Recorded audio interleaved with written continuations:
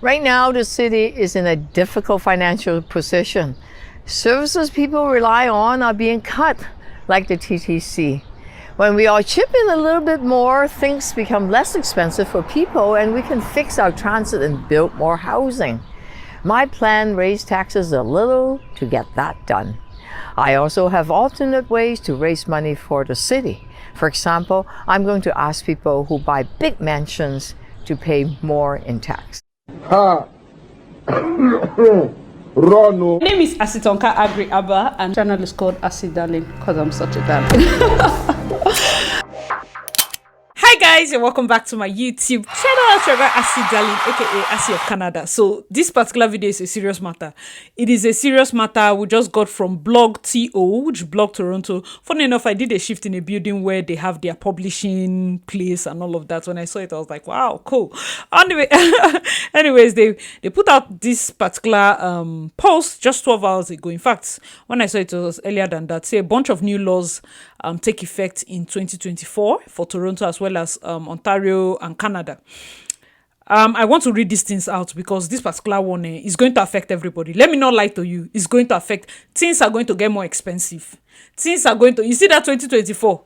It's just that most times, like Nigerians will always say, let it favor me and my family. Okay, so you read several laws and regulations are set to change in 2024 that will affect Toronto residents as well as the broader province and country. If you're thinking of moving here, schooling here, and all of that, you need to watch this video to the end. New Year resolution means resolutions and change. I'm not just talking about restarting your gym membership. In the city of Toronto, province of Ontario, Canada's federal government will be introducing new laws, tweaking the existing one in January. Here are some that will impact your day-to-day. Land transfer. Toronto City Council approved a new granted municipal land transfer tax that includes additional threshold for high-value properties containing at least one and not more than two single family residences. That's for people that have money. This particular one, and for people that want to transfer. I feel like every new law we should be able to put it like who is going to affect, because I see no reason why I would read this part, but maybe not. Guys, let me know if you think this particular one would affect rents. But yes, there's a land transfer law. Increase fees for water and garbage collection. This might affect rent. The city has announced a rollout of moderate interim rate hikes for water services and solid waste collection, taking effect January 1st. Ontario temp agency. So this first two, the land transfer tax and the water and garbage collection, is mainly Toronto. That is Auntie Olivia's place. You know, she told us that she will increase this tax. So she said she will increase from the very rich people. So the land transfer tax. Then for us, definitely she go collect something. Water and garbage collection. For Ontario, that's everywhere in this our province. This particular one, Doggy's place. You know, our Dogford is our premier. So temp agencies, starting January 1st, temp work agencies will require a license to operate under an amended Employment Standard Act. The changes also prohibit clients from using the services if not licensed. InstaWork. I believe that this particular one will affect InstaWork. You know, I told you people of the app that we used to get like temporary shifts and all of that. Guys, let me know your thoughts. This will affect. I feel like we're supposed to, I think next year, we'll file our taxes. So if you use InstaWork, note that all the monies you got, they've not collected tax yet. So next year now, we'll carry our list of these things and pay the tax. But what this thing means is these agencies now will start maybe putting tax in your payments or your shifts. But guys, let me know your thoughts if it differs. The next one is car insurance. Drivers in the province will be able to cut costs on auto insurance payments by opting not to pay direct compensation property damage coverage as of January 2024. However, these savings will come with a major caveat in that drivers who opt will not be reimbursed for damages such as repair or replacement of vehicle. I feel like this kind of insurance one doesn't even make any sense, because you're trying to say if you want to cut cost on your insurance, maybe you're paying 100, if you want to start paying 70, if anything happens to your car, nobody will reimburse you. At the end of the day, why exactly is there an insurance? Do you get that kind of thing? So guys, let me know your thoughts. Tow truck industry is also going to be affected. The province Tow and Storage Safety Enforcement Act creates a framework to replace several municipal level regulations for single Ontario-wide governing for the tow trucks. Under this act, I'm just going to jump some. You can read the entire thing on their blog. I'm going to link it. So help me God, I remember. I say under this act, operators will have to pay a fee, certificate fee of $575 per year for tow operator license. So those of you that are coming in with maybe truck driving or tow truck or whatever, this is something you need to know. $575 per year for vehicle storage operator certificate, $195 for 3 years for tow truck driver certificate. Okay, so the first phase of this act takes effect January 1st. Olivia and Doggy, be like say they get a lot for us for New Year because Doug Ford, with it's like Happy New Year, people will be getting it. Anyways, construction safety is another one. Hundreds of cranes towering over Toronto will be subject to significant changes in provincial inspection policy starting January 1st. Our Happy New Year go tough. Updated standards will require crane operators to implement more rigorous testing and logs. Yes, because there used to be accidents. These changes come after multiple high-profile crane accidents and incidents in Toronto over the past few years, most notably a series of crane collapses that occurred in 2020. Okay, very important. Now we have talked about Toronto. All this one now is Ontario. The one that is affecting the whole Canada is this one. Number one, remote workers. This one, those of you that you are working from home, you are working jobs in US, you are working jobs in Dubai, remote workers, there's problem now. The Canada Revenue Agency will roll out a new administrative policy for determining a remote employee's province of employment for payroll purposes on January 1st, 2024. So if you're working Toronto and you are living in Calgary, you may want to study what they're about to bring because this will affect you. Auntie Olivia might say she's entitled to some of your tax. Indy Calgary might say they are entitled to some of your tax. So I really want us to, they will be bringing out more of the explanations, but basically the introduction of the new primary and secondary indicators will help CRA determine the proper province to file an employee's income tax. Exactly, because it can be confusing. Your pension and your employment insurance.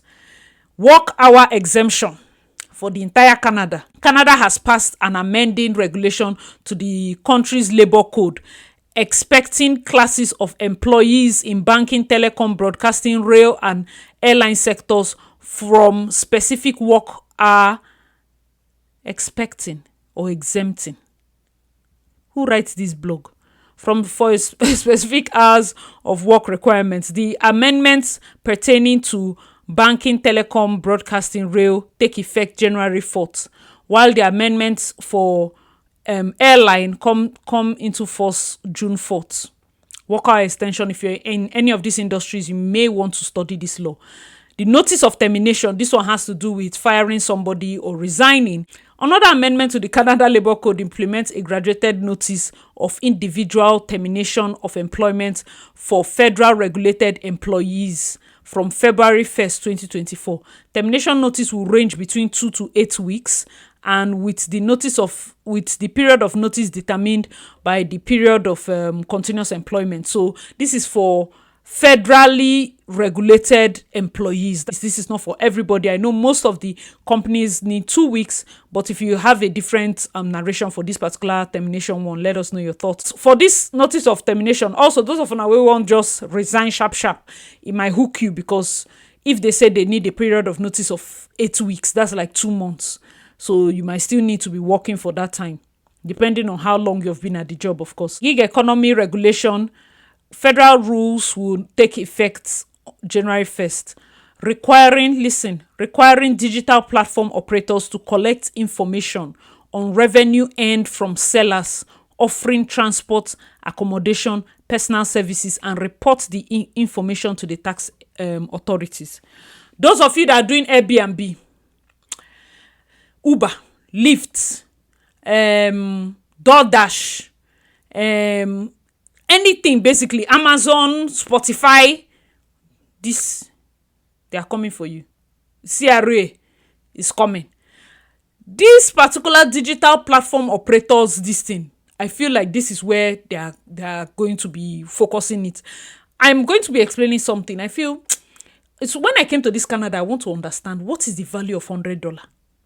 Because if you pay me, when I get paid, that money now is taxed. No be so. You have taxed the $100. If I carry that tax $100 to go and buy something, they will still tax it. If I carry that $100, the change to dash somebody, and the person wants to buy another thing, they will still tax it, forgetting that they have taxed it 3 times. They will still tax the next. Oh my God! So what is the value of $100? Guys, let me know your thoughts. Sometimes it just blows my mind. That is why they say double taxation, triple taxation, like, especially when it's not something that you can get tax returns on. It's just something petty, just something small. The last one is on anti-forced labor legislation. So there's a new forced and child labor in Supply Chain Act that will take effect in the new year as well, requiring covered companies to release board-approved reports that detail efforts to prevent child labor in their supply chain and add penalties for those who fail to make reports and share misleading statements. Okay, so this one is for outfit companies and all of that. Probably you're importing from China. You have to actually provide your reports stating that there was no warehouse where these children were subjected to child labor for them to produce your clothes, your shoes, or your bags that you want to sell to the public. So this particular one is for companies. Guys, let me know your thoughts in the comment section. What do you think these new laws would do? For me, generally, there are those that are normal Canada wahala. I mean, I've not been here up to 1 year, and there are laws here that don't shock me. The increased tax, okay, is fine. We are aware of that. But do you think that it's going to make things a tad bit difficult for people? Guys, let me know your thoughts. A lot of people are not really feeling it that much because it has been biting. This whole Black Friday thing. See, let's not even go into the sham that is Black Friday. Another thing I always tell people, if you don't really need an item, don't buy it, because you can see that bills are going to be coming up. If they start taxing people heavily like this on water, waste, and the rest, it will snowball into rent, it will snowball into a lot of other things.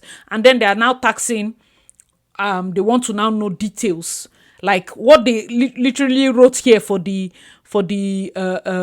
remote workers, for the GIG regulations, is they want to collect information on the revenue.